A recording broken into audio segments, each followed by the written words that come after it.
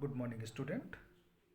आज हम इस वीडियो के माध्यम से बीएससी पार्ट फर्स्ट के पेपर फर्स्ट, जिसका नाम है सेल बायोलॉजी जेनेटिक्स और प्लांट ब्रीडिंग के टॉपिक मेंडल के वंशागति नियमों के अपवाद, मेंडल के वंशागति नियमों के अपवाद के बारे में अध्ययन करेंगे।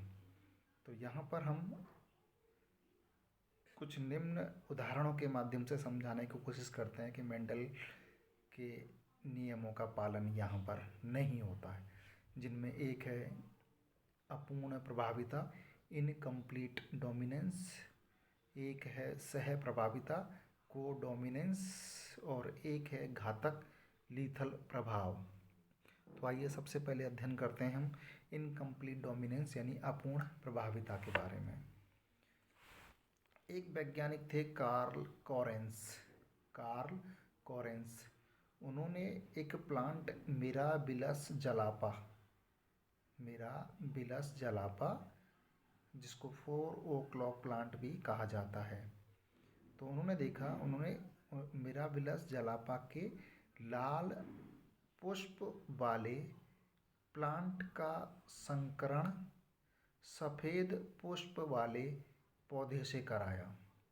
लाल पुष्प वाले पौधे का संकरण सफ़ेद पुष्प वाले पौधे से कराया तो देखा कि F1 पीढ़ी में संतति गुलाबी पुष्पों वाली थी, और जब F1 पीढ़ी में स्वपरागण करवाया गया तो F2 पीढ़ी में एक लाल, 2 गुलाबी तथा एक सफ़ेद पुष्पों वाली संतति उत्पन्न हुई थी। इस प्रकार हम कह सकते हैं कि F1 पीढ़ी में कोई भी पैतृक फिनोटाइप पूर्ण रूप से प्रदर्शित नहीं होता है, अतः इस ट्रेट्स अथवा विशेषक को इनकम्प्लीट डोमिनेंस कहा जाता है।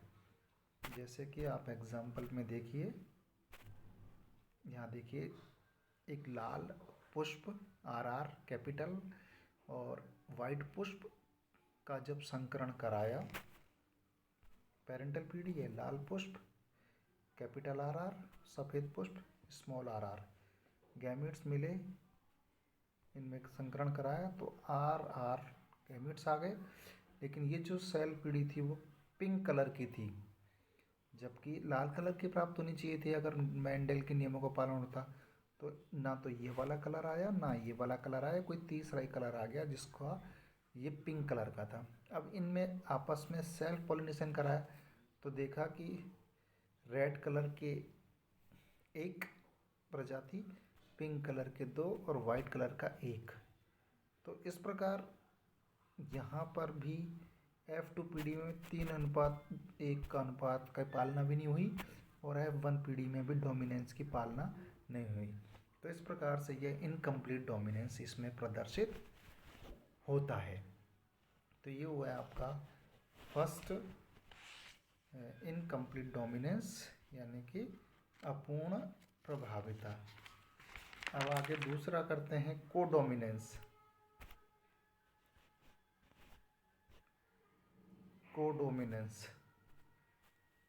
यानी सह प्रभाविता। इसमें जैसे नाम से पता है कि सह प्रभाविता यानी कि दोनों ही लक्षण प्रदर्शित हो जाते हैं। एक लक्षण प्रदर्शित होना चाहिए था लेकिन एक लक्षण प्रदर्शित ना होकर के दोनों ही लक्षण प्रदर्शित हो जाते हैं। यानी विषम युग्मजीय अवस्था में दोनों ही युग्म विकल्पी अपना लक्षण प्रदर्शित करते हैं। जैसे उदाहरण के रूप में हम लेते हैं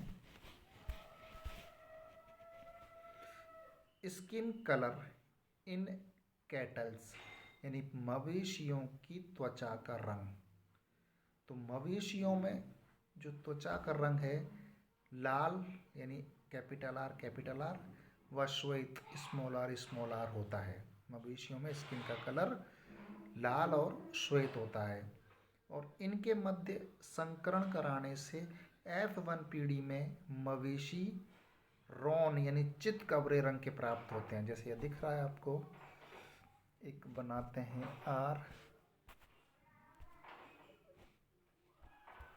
आर आर, ये तो आर आर तो हो गए आपके लाल रंग के, स्मॉल आर श्वेत रंग के, संकरण कराया तो ये मिलेगा। और ये कौन से कलर का है? रॉन कलर का, चितकबरे रंग का।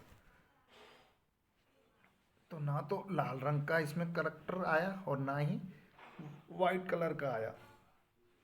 तो चितकबरे यानी दोनों प्रकार का करेक्टर्स इसमें आ गया, यानी एक डोमिनेंसी किसी की नहीं रही। तो इस तरह से इसका फिनोटाइपिक रेशियो भी निकाल सकते हैं। रेड कलर के जो हैं 1 हैं, रॉन के 2 हैं, वाइट के 1 हैं। इसी प्रकार जीनोटाइप भी इसी प्रकार का है, रेड कलर का 1 है, रॉन के 2 हैं और वाइट का 1 है। तो इसमें भी मेंडल के नियम की पालना नहीं होती है। इसी के साथ एक दूसरा एग्जाम्पल है A B blood group in humans में ए बी ब्लड ग्रुप। तो यहाँ देखिए ए और बी ब्लड ग्रुप पेरेंटल पीढ़ी है। इनके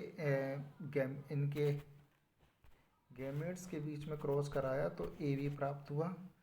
और ए बी प्राप्त होने के बाद ए एक बार मिलेगा, ए बी 2 बार मिलेगा, बी 1 बार मिलेगा। इसी प्रकार यानी कि जीनोटाइप और फिनोटाइप 1:2:1 प्राप्त होता है, यानी कि F2 पीढ़ी में 3:1 अनुपात प्राप्त नहीं होता है। इस प्रकार हम जान सकते हैं कि यहाँ पर मेंडल के नियमों की पालना नहीं होती है। मेंडल के नियमों की पालना नहीं हो रही है, तो मेंडल के नियमों का ये अपवाद स्वरूप है। इसी प्रकार तीसरा हम पढ़ते हैं लीथल, घातक, यानी कि वे जीन्स जिनकी उपस्थिति जीवों के लिए हानिकारक होती है घातक जीन कहलाते हैं।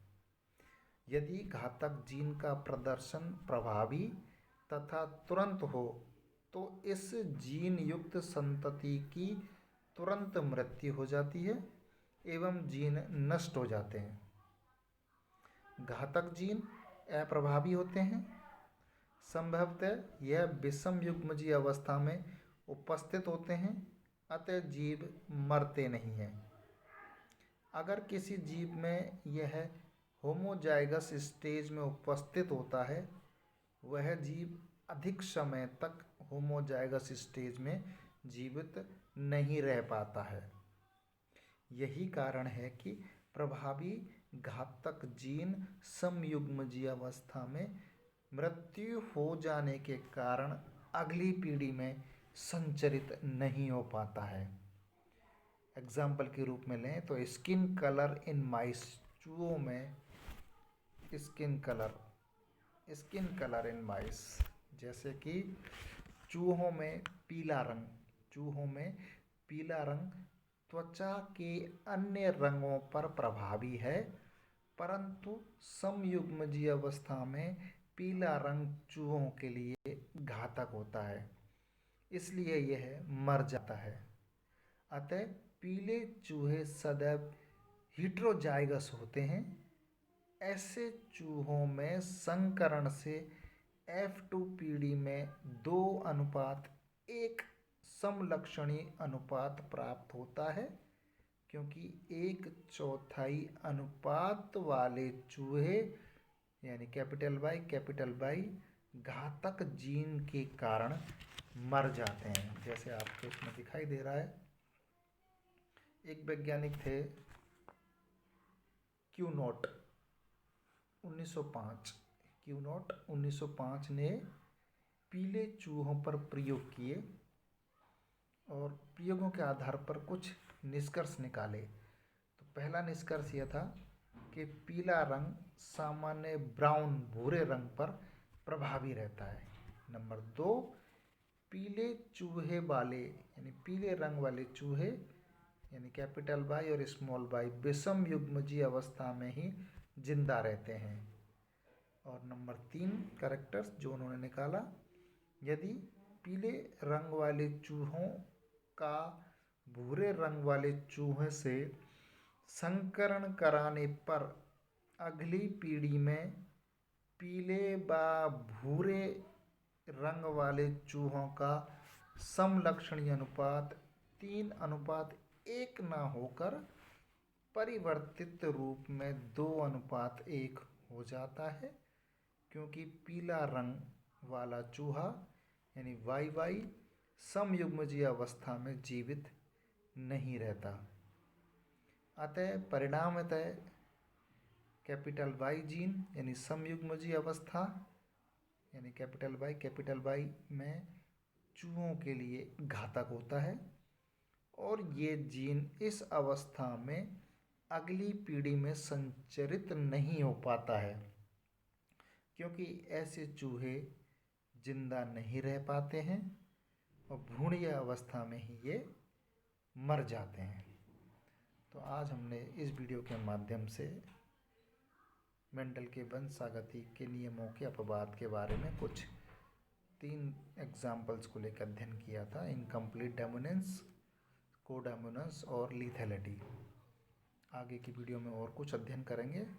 आज के लिए इतना ही काफ़ी। धन्यवाद।